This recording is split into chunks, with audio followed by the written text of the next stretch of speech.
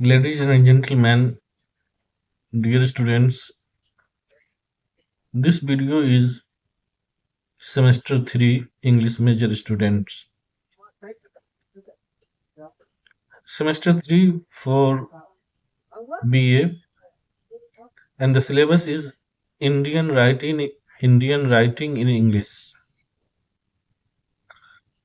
And we have already discussed about the syllabus, and we have sent the syllabus in the group, in WhatsApp group, Department of English in RN College. In this video, we are going to discuss a poem. The title of the poem is The Lotus, composed by Toru Dutt.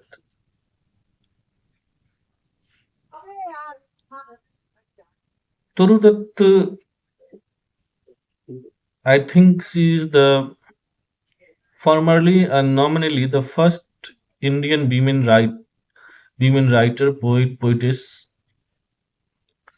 Before this, there were a few or none people, writers, a poet or poetess who were interested or who have idea or knowledge about the English, and they have acquainted with the English language.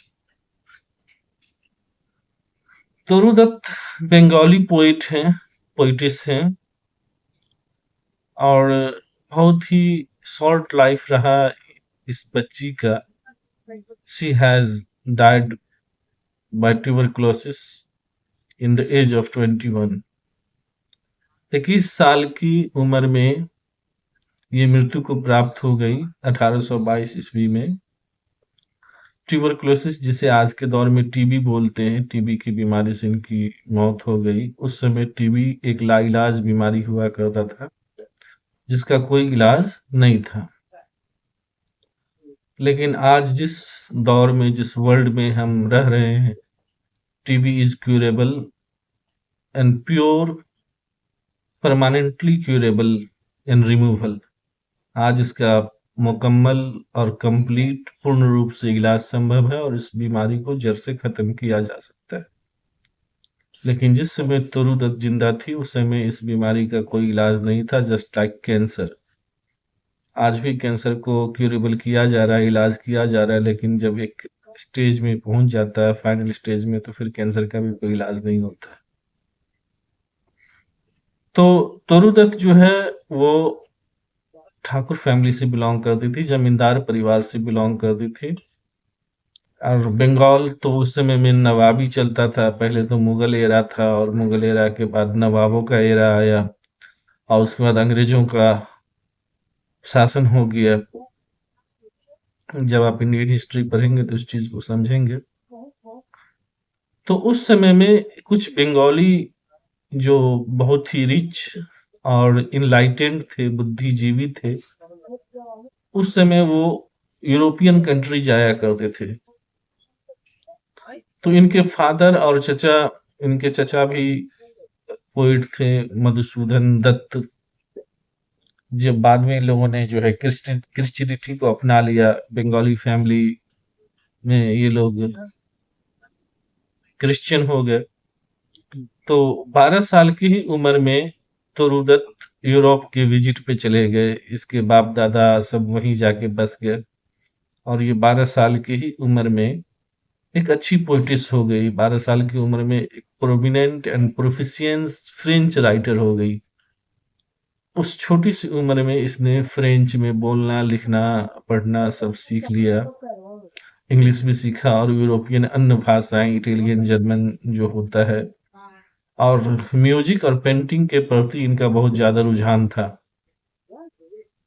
इसने French में, France की भाषा जो French है, उसमें एक novel भी लिखी, और इंग्लिश में एक रोमांस लिखी जो अनकम्प्लीटेड रह गया. रोमांस का मतलब आज वाला प्यार मोहब्बत वाला रोमांस नहीं. रोमांस मीन्स जब नॉवेल की यात्रा पढ़ेंगे, the history of novel, novel कैसे बना और नॉवेल कैसे लिखा जाने लगा, जैसे मनुष्य का एवोल्यूशन हुआ, जैसे आज के साइंटिस्ट कहते हैं कि होमोसेपियंस के वंशज हैं हम लोग, जो बंदर से फिर वो चिंपैंजी, और चिंपैंजी से बंदर, और इस तरह से धीरे-धीरे करके आज हम लोग 5-6 फुट या साढ़े 6 फुट के इंसान हैं।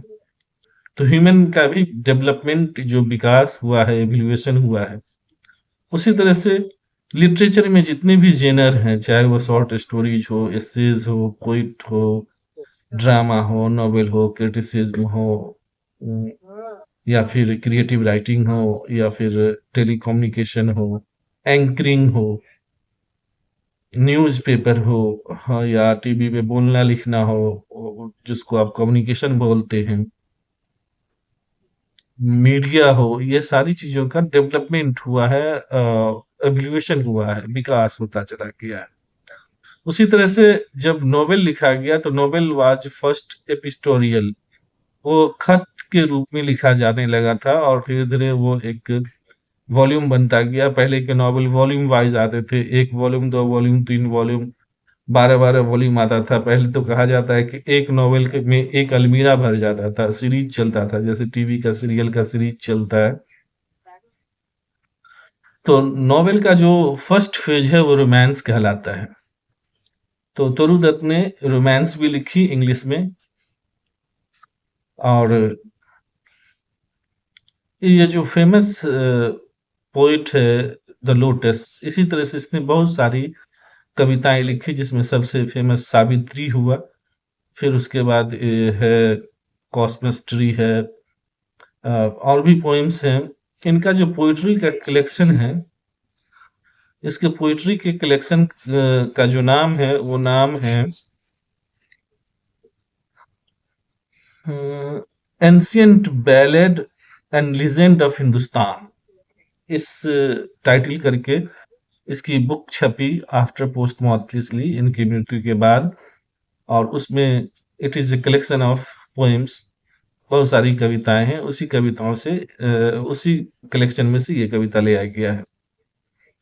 तो सीधे सीधी समय को नहीं बर्बाद करते हुए चलिए पॉइंट पे आते हैं। First I am going to recite the poem, मैं पहले पोएम को पढ़ता हूँ, और आप लोग के पास भी अगर बुक है तो पोएम को खोलिए, और नहीं है तो पहले आप जब आप ये वीडियो देख रहे होंगे तो वीडियो को यहाँ तक देखने के बाद गूगल में जाएंगे और पीडीएफ या टेक्स्ट जो भी फॉर्म में poem the lotus written by Toru Dutt को निकाल करके टेक्स्ट और उसको प्रिंट करके या लिख करके सामने रख लेंगे, फिर उसके बाद वीडियो आगे देखेंगे। तो I am going to recite the poem. The poem is like that. Love came to Flora asking for a flower that would of flowers be undisputed queen. The lily and the rose long, long had been rivals for that high honor. Bards of power had sung their claims. The rose can never tower like the pale lily with her Juno mane. But is the lily lovelier thus between flower? Frictions rang the strife in Psyche's war. Give me a flower, delicious as the rose, and stately as the lily in her pride. But of what color? Rose red, love first choice. Then prayed, no, lily white, or both provide. And Hora gave the lotus rose red dye, and lily white, the cunilist flower that blows. Poem finish हो गया। This is a sonnet and this is a Petrarchan sonnet. Poems के भी type होते हैं। जब मैंने poetry पढ़ाया होगा आपको क्लास में तो पोइट्री के टाइप्स बताए होंगे। There are many types of poetry, जिसमें लिरिक्स होते हैं, सोनेट होते हैं, बैलेड होते हैं, इलीजी होता है, इपिक होता है। ये सब पोइट्री के फॉर्म है, पोइट्री के टाइप्स हैं। डिफरेंट डिफरेंट टाइप्स के पोइट्री होते हैं। ये जो पोएम है ये सोनेट है। And what is the sonnet? Sonnet is a poem of 14 lines. There are two types of sonnet. First is Petrarchan sonnet and second is Shakespearean sonnet. First sonnet was written by the poet Petrarch, an Italian poet. After the writing of his name, this types of writing is called Petrarchan sonnet, and this consists of 14 lines. First stanza of 8 line is considered or called quartet, not quartet, octet, and the last 6 lines of a stanza is called sestet. तो 14 line की जो कविता होती है वो 14 line की कविता को sonnet कहते हैं। और सोनेट दो तरह का होता है, एक पेट्रार्कन सोनेट होता है और एक शेक्सपियरियन सोनेट होता है। पेट्रार्कन सोनेट 14th सेंचुरी में इटली के एक बहुत ही महान कवि हुए जिसका नाम पेट्रार्क था, वो लिखना शुरू किए थे, तो उन्हीं के नाम पे इस सोनेट को या इस तरह की लिखी जाने वाली कविता को पेट्रार्कन सोनेट कह दिया। पेट्रार्कन सोनेट की खूबी क्या है कि इसमें 2 स्टेंजा होता है। पहले का जो एक स्टेंजा होता है उसमें 8 लाइन होते हैं और बाद बाकी का जो स्टेंजा होता है उसमें 6 लाइन होते हैं।